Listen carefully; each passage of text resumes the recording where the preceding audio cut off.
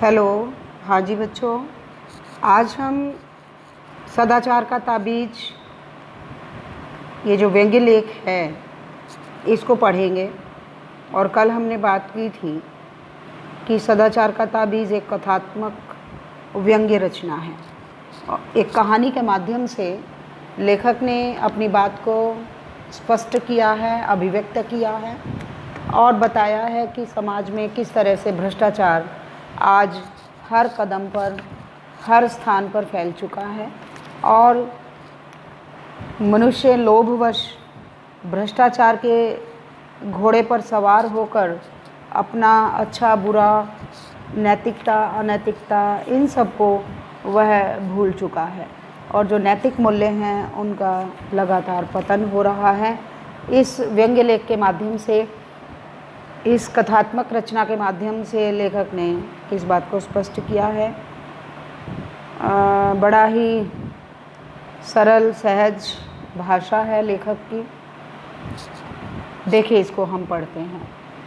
एक राज्य में हल्ला मचा कि भ्रष्टाचार बहुत फैल गया है। राजा ने एक दिन दरबारियों से कहा, प्रजा बहुत हल्ला मचा रही है कि सब जगह भ्रष्टाचार फैला हुआ है। हमें तो आज तक कहीं नहीं दिखा। तुम लोगों को कहीं दिखा हो तो बताओ।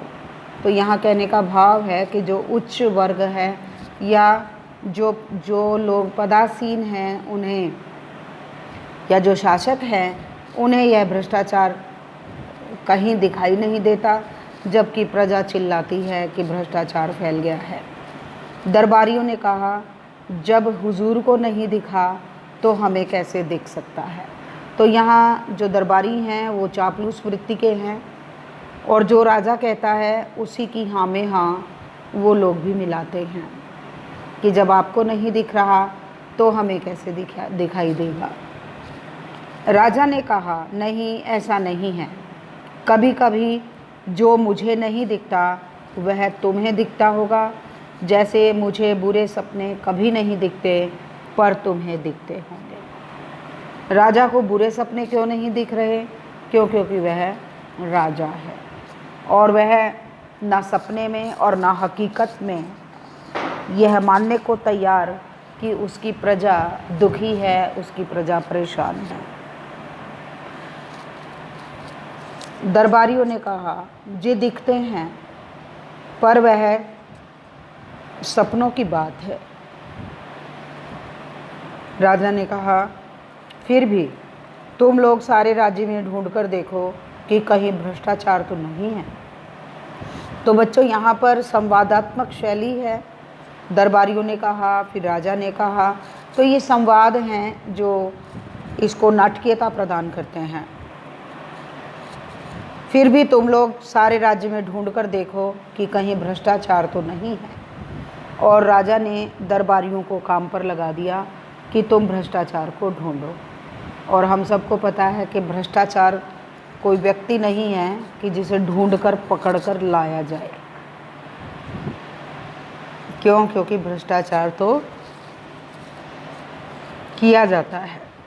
अगर कहीं मिल जाए तो हमारे देखने के लिए नमूना लेते आना, हम भी तो देखें कि कैसा होता है। एक दरबारी ने कहा, हुजूर, वह हमें नहीं दिखेगा। सुना है वह बहुत बारीक होता है। अब जो दरबारी हैं वे चापलूस भी हैं और साथ साथ भ्रष्टाचारी भी हैं। इसलिए वे अपनी पोल को राजा के सामने खोलना नहीं चाहते और वे चाहते हैं कि राजा उनकी बातों से बरगला जाए और राजा को बताया जाए कि भ्रष्टाचार दिखता नहीं है।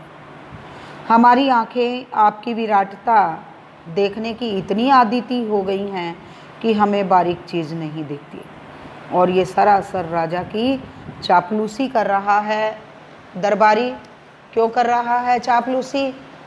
इसलिए क्योंकि अगर राजा की प्रशंसा की गई तो राजा भ्रमित हो जाएगा और जो भ्रष्टाचार की बात है वह यहीं पर दबकर रह जाएगी।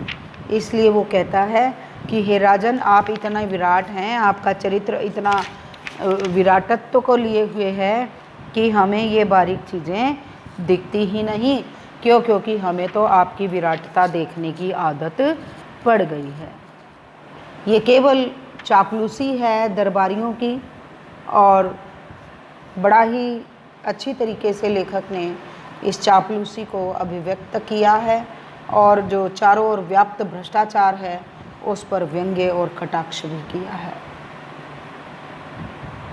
हमें भ्रष्टाचार दिखा भी तो उसमें हमें आपकी ही छवि दिखेगी, क्योंकि हमारी आँखों में तो आपकी ही सूरत बसी है। और जो दरबारी है वह राजा की महानता को देखने का अभ्यस्त हो चुका है, और आज उसे राजा के सिवाय कुछ भी नहीं दिखता, और वह राजा की मिन्नत करता है, राजा की चापलूसी करता है, और राजा को कहता है कि महाराज, आपकी सूरत के सिवाय हमें कोई दूसरी सूरत नहीं दिखती। एक दरबारी ने कहा, पर अपने राज्य में एक जाति रहती है जिसे विशेषज्ञ कहते हैं। और वही दरबारी अपनी बात को आगे बढ़ाता है और कहता है कि एक विशेषज्ञ हैं हमारी नगरी में, हम उन विशेषज्ञों से बात करते हैं। इस जाति के पास कुछ ऐसा अंजन होता है, एक ऐसा सूरमा होता है कि उसे आँखों में आंच कर वे बारीक से बारीक चीज़ भी देख लेते हैं। मेरा निवेदन है कि इन विशेषज्ञों को ही हुजूर भ्रष्टाचार ढूंढने का काम सौंप दें, और एक जाति विशेष को यह कार्य देने की बात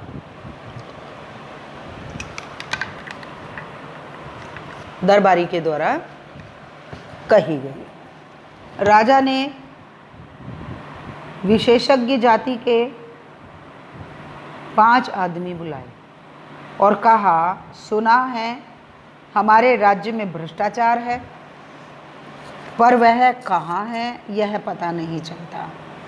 अब राजा भ्रष्टाचार की बात करता है और भ्रष्टाचार से मिलना चाहता है। तुम लोग उसका पता लगाओ, अगर मिल जाए तो पकड़कर हमारे पास ले आना। और यहाँ पर लेखक ने राजा की मूर्खता का भी चित्रण किया है कि उसे पता ही नहीं कि भ्रष्टाचार होता क्या है।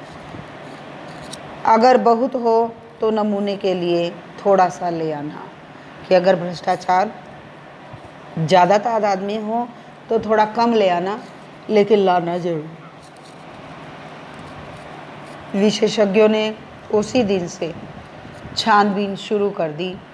2 महीने बाद वे फिर से दरबार में हाजिर हुए, और इस तरह से 2 महीने बीत गए, और 2 महीने बाद विशेषज्ञ हाजिर हुए। राजा ने पूछा, विशेषज्ञों, तुम्हारी जांच पूरी हो गई? जी सरकार। क्या तुम्हें भ्रष्टाचार मिला? जी बिल्कुल, बहुत सा मिला। राजा ने हाथ बढ़ाया, लाओ मुझे दिखाओ, मुझे बताओ, देखूं कैसा होता है। विशेषज्ञों ने कहा, हुजूर वह हाथ की पकड़ में नहीं आता। और बिल्कुल ठीक है, क्योंकि भ्रष्टाचार कोई वस्तु नहीं है जिसे हाथ में या हथेली में जकड़ कर लाया जा सके। वह स्थूल नहीं, सूक्ष्म है, यानी वह वस्तु नहीं है, वह तो सूक्ष्म है, अगोचर है, कहीं आता जाता नहीं, पर वह सर्वत्र व्याप्त है, लेकिन उसका विस्तार चारों ओर है। ये गुण उसे देखा नहीं जा सकता, अनुभव किया जा सकता है। और विशेषज्ञों ने कह दिया कि जो भ्रष्टाचार है उसे अनुभव कर सकते हैं, लेकिन उसे पकड़कर ला नहीं सकते। अब राजा को बड़ा आश्चर्य हुआ। क्यों आश्चर्य हुआ? क्योंकि जो गुण भ्रष्टाचार के उन विशेषज्ञों ने बताए थे, ये सारे गुण तो परमात्मा के गुण होते हैं। परमात्मा को ही हम सर्वत्र कहते हैं, परमात्मा को ही सूक्ष्म कहते हैं, परमात्मा को ही अगोचर कहते हैं। तो राजा सोच में पड़ गया। बोला, विशेषज्ञों, तुम कहते हो कि वह सूक्ष्म है, अगोचर है और सर्वव्यापी है, तो ये गुण तो ईश्वर के हैं, तो क्या भ्रष्टाचार ईश्वर है? विशेषज्ञों ने कहा, हाँ महाराज, अब भ्रष्टाचार ईश्वर हो गया है। देखिए कितना बड़ा व्यंग्य है इस पंक्ति में। भ्रष्टाचार की तुलना किससे कर दी गई? ईश्वर से। और जो भ्रष्टाचारी लोग होते हैं बच्चों, उनके लिए रिश्वतखोरी, घूसखोरी किसी परमात्मा से कम नहीं है, किसी ईश्वरीय आशीर्वाद से कम नहीं है। पर वह है कहाँ, कैसे अनुभव होता है? एक दरबारी ने पूछा। विशेषज्ञों ने जवाब दिया, वह सर्वत्र है, वह इस भवन में है, वह महाराज के सिंहासन में है।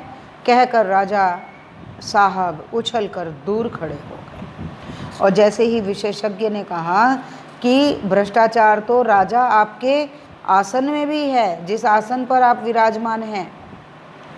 हाँ सरकार, सिंहासन में है। पिछले माह इस सिंहासन पर रंग करने के लिए जिस बिल का भुगतान किया गया वह बिल झूठा है, वह वास्तव में 2 गुने दाम का है। अब राजा को बता दिया विशेषज्ञ ने कि ये जो सिंहासन है जिसकी रंगाई पुताई का काम हुआ था, उसका बिल 2 गुना चुकाया गया, आधा पैसा बीच वाले खा गए। आपके पूरे शासन में भ्रष्टाचार है, वह मुख्यतः घूस के रूप में है। और लेखक ने भ्रष्टाचार का रूप बता दिया, और उसका रूप क्या है? घूस। घूस माने रिश्वतखोरी, घूस माने धन जो किसी काम को करने के लिए लिया जाता है। तो यहाँ पर विशेषज्ञ ने बता दिया कि आपके सिंहासन पर रंग करने के लिए जो भुगतान हुआ था वह 2 गुनी राशि का था। यानी वे राजा को भ्रष्टाचार समझाने का प्रयत्न करते हैं। विशेषज्ञों की बात सुनकर राजा चिंतित हुए और दरबारियों के कान खड़े। अब दरबारियों के कान खड़े हुए, कान खड़े होना मुहावरा है, चौकन्ने हो जाना, यानी ज़्यादा सुनने लग जाना, यानी चेतना आ जाना, सोच में पड़ जाना। अब दरबारियों के कान क्यों खड़े हो गए, क्यों चौकन्ने हो गए वो? क्योंकि कहीं ना कहीं वे सब लोग भी इस भ्रष्टाचार में लिप्त थे।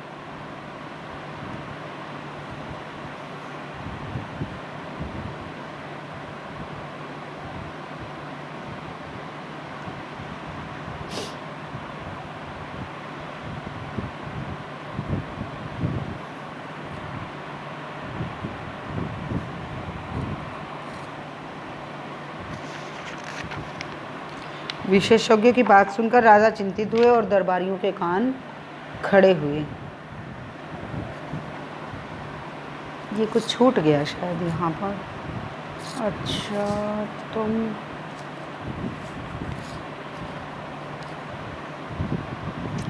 बच्चों ऊपर की 2-3 पंक्तियाँ मिसिंग हैं इस पेज में। मैं पढ़ रही हूँ, दोबारा से इस पेज को भेज दिया जाएगा। तो राजा ने कहा कि यह तो बड़ी चिंता की बात है, हम भ्रष्टाचार बिल्कुल मिटाना चाहते हैं। विशेषज्ञों, तुम बात बता सकते हो कि यह कैसे मिट सकता है? अब राजा ने अपनी पेशकश विशेषज्ञों के समक्ष रखी और पूछा कि इस भ्रष्टाचार को मिटाने का क्या तरीका है और इसको किस तरह से मिटाया जा सकता है। और यह बात राजा ने उन विशेषज्ञों से स्पष्ट करना चाहिए।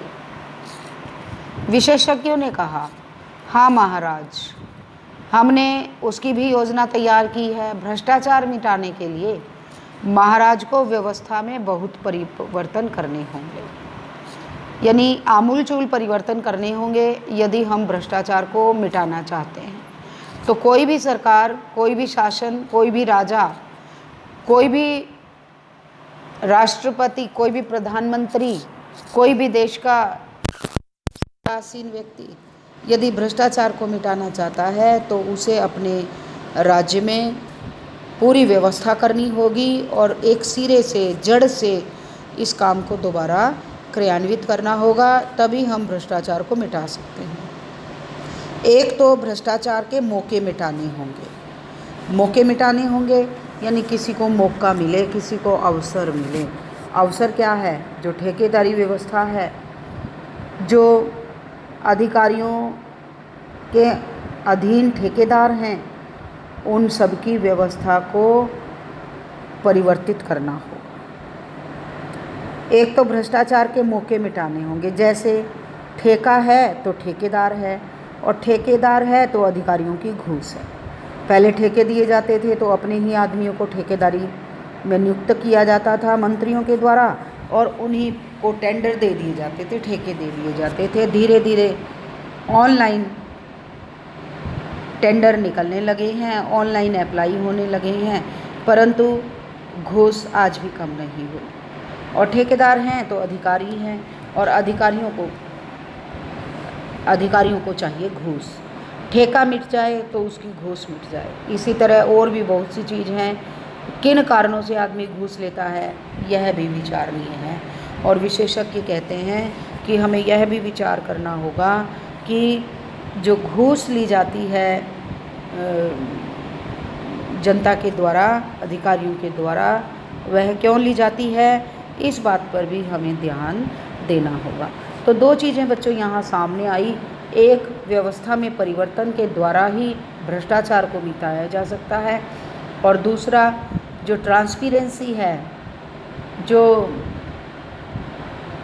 खुलापन है, वह भी होना चाहिए, कुछ भी सीक्रेट बातें ना हों। राजा ने कहा, अच्छा तुम अपनी पूरी योजना रख जाओ, हम और हमारा दरबार उस पर विचार करेंगे। विशेषज्ञ चले गए। राजा ने और दरबारियों के भ्रष्टाचार मिटाने की योजना को पढ़ा। राजा ने और दरबारियों ने भ्रष्टाचार मिटाने की योजना को पढ़ा और उस पर विचार किया। विचार करते दिन बीतने लगे और राजा का स्वास्थ्य बिगड़ने लगा। अब राजा का स्वास्थ्य क्यों बिगड़ने लगा? क्योंकि यदि भ्रष्टाचार को नष्ट करना है तो राज्य में बहुत सारा परिवर्तन करना होगा, और इतना सारा परिवर्तन यदि किया गया तो बहुत अधिक संकट आ जाएगा। एक दिन एक दरबारी ने कहा, महाराज, चिंता के कारण आपका स्वास्थ्य बिगड़ता जा रहा है। उन विशेषज्ञों ने आपको झंझट में डाल दिया। राजा ने कहा, हाँ, मुझे रात को नींद नहीं आती। दूसरा दरबारी बोला, ऐसी रिपोर्ट को आग के हवाले कर देना चाहिए जिससे महाराज की नींद में खलल पड़े।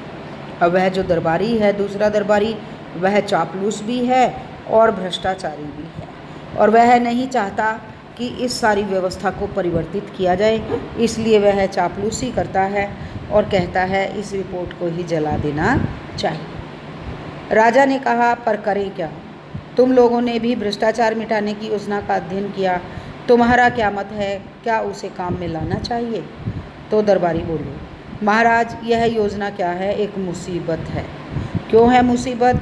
क्योंकि सारे उलटफेर कर दिए गए तो भला उन दरबारियों का काम कैसे चलेगा? उसके अनुसार कितने उलटफेर करने पड़ेंगे, कितनी परेशानी होगी, सारी व्यवस्था उलट पुलट हो जाएगी। जो चला आ रहा है उसे बदलने से नई नई कठिनाइयाँ पैदा हो जाएंगी। क्यों पैदा हो जाएंगी नई नई कठिनाइयाँ? क्योंकि सारी व्यवस्था को, सारे नियमों को, सारी योजनाओं को बदलना होगा, और सारी योजनाओं में जो स्पष्टता है वह लानी होगी, पारदर्शिता को लाना होगा, तभी जा कर के इस भ्रष्टाचार जैसी कुरीति से बचा जा सकता है। हमें तो ऐसी तरकीब चाहिए जिससे बिना उलटफेर किए भ्रष्टाचार मिट जाए। और वे सब अपने फ़ायदे की बात राजा के समक्ष करते हैं। राजा साहब बोले, मैं भी यही चाहता हूँ, पर यह हो कैसे? हमारे पर पितामह को तो जादू आता था, हमें वह भी नहीं आता। तुम लोग ही कोई उपाय खोजो। और राजा, जो उन्होंने सुनी सुनाई बात थी कि उनके परदादा को जादू आता था, वे तो अपने जादू से सब कुछ ठीक कर सकते थे, परंतु मुझे तो वह भी नहीं आता। यानी राजा अपनी असमर्थता जताता है।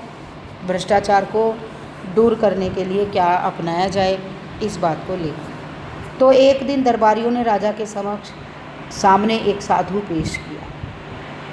क्यों कर दिया साधु पेश? क्योंकि दरबारी भी उस परिवर्तन से बचना चाहते थे।